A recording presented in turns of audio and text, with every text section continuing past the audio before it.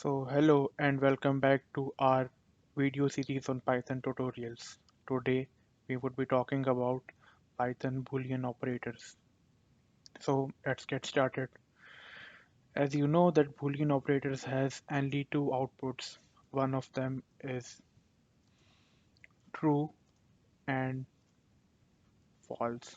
So it would only returns a logical number, say true, false, 0 or 1. So we would be using some logical operations on different numbers and see how it's done.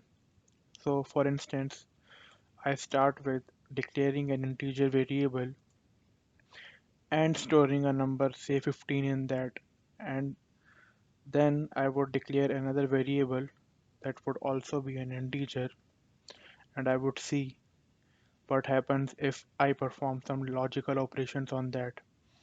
So for instance, if I want to check it out that whether which one is greater or not, I would just print A is greater than B.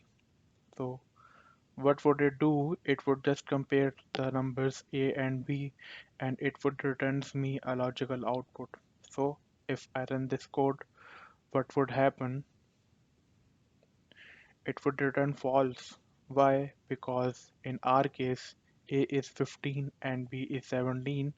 So this condition does not hold. So this is one way of returning a logical output by comparing two operators. Similar to this greater than sign, we have many like less than, or you can also use greater than equal to, or less than equal to, or even comparison operators using two equal signs.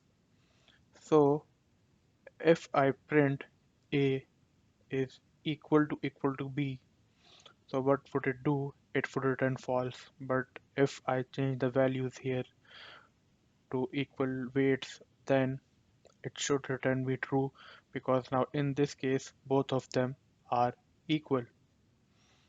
So this finds its application in many things like checking whether our variables are empty or not. So for example, if I declare a string in X and call it hello and check it out with using a Python function bool. There's a function in Python that would return a true or false based on the content in a string. So for example, if I print bool of my variable string, then what would happen? It would return me a true statement because in our case, this string variable x is not empty. Now let me declare an empty string in a variable y and I would not pass anything in this. And now if I check the bool type for this one, what would happen? It should return me a false. Yeah, so this is one way of checking that if we have a content or not. This was for a string class, but for an integer, say I have a variable num1 that is 10, and if I print the bool type for this num1, what would it return? It should return me true because my variable has some content. But if I use a value 0 here and then I return it, so it would return me false. The thing to remember is my bool operation returns a false value for empty strings and integers that are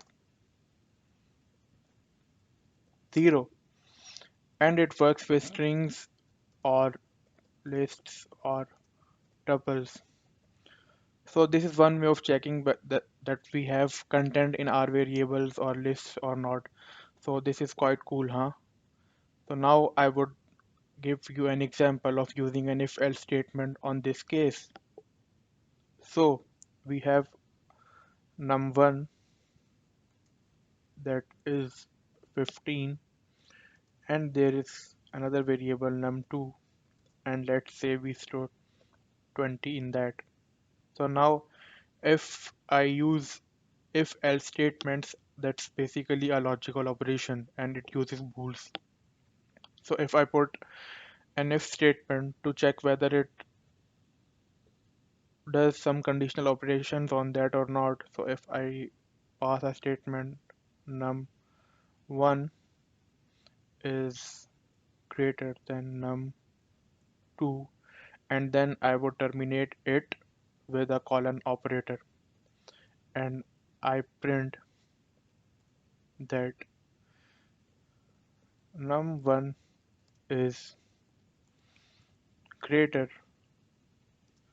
than num2, and similarly every if has an else. So this is how you use it. You just write the keyword else and then terminate it with a colon operator, and I would use print again, and then I would pass num2 is greater one. So if I run this lines of code, it would return that number 2 is greater than number 1 because we have 20 in num2 variable. So if we are using if else statements, then what it does, there is a Boolean operator here, and it conditions on the our logic, and it would return a true or false. And if this condition returns true, then this section of if would be executed. Otherwise, if this condition fails, then we would go into the body of else. So this is how you use Boolean operations or logic in our if-else statements. The thing to remember is that if you are using an if statement, then the syntax is that you use a keyword if, and then you write the condition and then terminate with a colon operator. And then you can see when I pressed enter, it by default had some indentation. So in our case, if we are writing our codes in Python, this is really important because it shows that this indented part is within the body of the loop. For example, for if or for definition of a function, or even for a for loop or while loop. So this is really important and it shows that it belongs to this statement. And how are we going to terminate our section of a code that has if, else, or for? We would just leave an empty line and go back to start. So this is how we do it in Python, and this is what you should remember for the upcoming videos as well. So now I would show you one way of checking the class type of a variable. So for example, if we had num1 that was 15 and it was an integer variable, so I can check it out with a function in Python that is called isinstance, and it takes two variables. First of them is my variable that I want to check, and the other one would be the class type that I want to check whether it belongs to that or not. So if I run this statement, you can see that it returned me true because num1 that had the value 15 belongs to class integer. So these were the few examples that I wanted to show you with if, else and booleans, and I hope that you liked the video. In the next video, we would be discussing Python lists in detail. So if you are new to our YouTube channel, then hit on the subscribe button and follow us for more upcoming videos. So see you in the next video and happy learning.